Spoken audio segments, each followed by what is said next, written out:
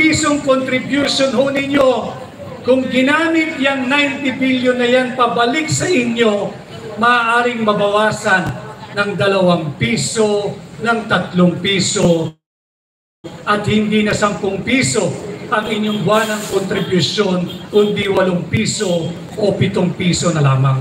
Kaya hindi nila dapat gawin yan, hindi nila dapat pakialaman yan, dahil hindi nila pera yan. Ganon din ang coverage ng mga sakit. Yung 90 billion na yan, dapat yan ay gamitin bilang karagdagang amount doon sa nakatakda for every sickness na covered ng PhilHealth.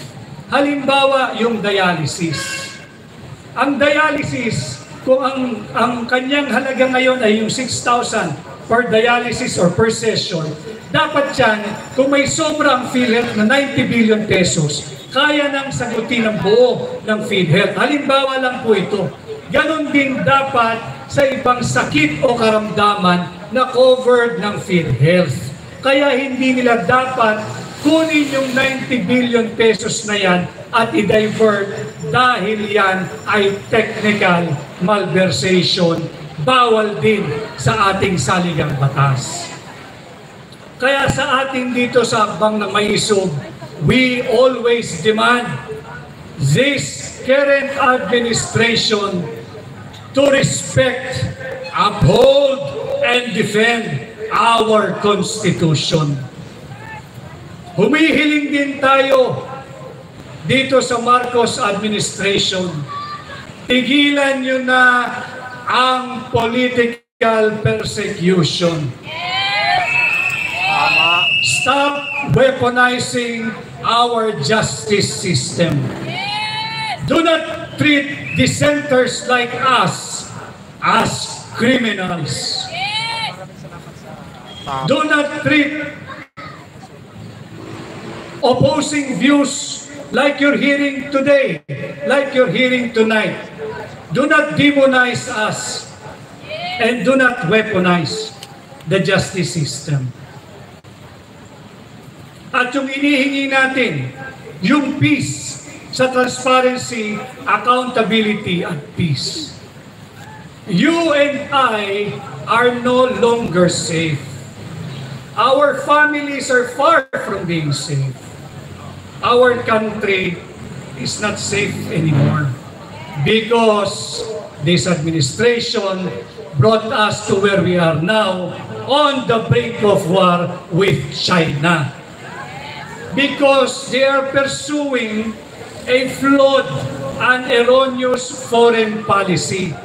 A foreign policy dictated by foreign interests, by our foreign ally, the United States of America.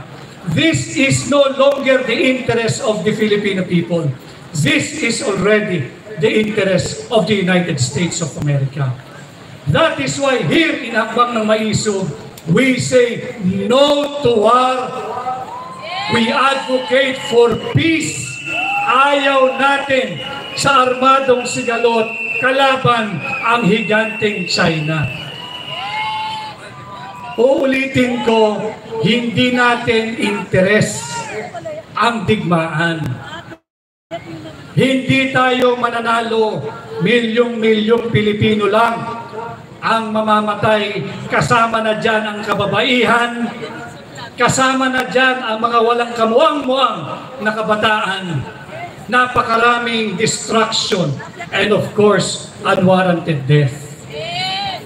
Meron tayong mga kabataang present ngayon.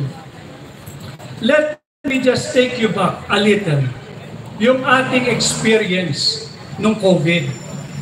Nung COVID, 2 taon na kayo ay online schooling. Hinanap ninyo yung face-to-face na eskwela. Hinanap ninyo yung warmth of friendship, yung camaraderie, yung kaklase, yung samahan, yung barkadahan. Yan po ay COVID lamang. Pag sumiklab ang isang armadong digmaan laban sa China, hindi natin alam kung ilang taon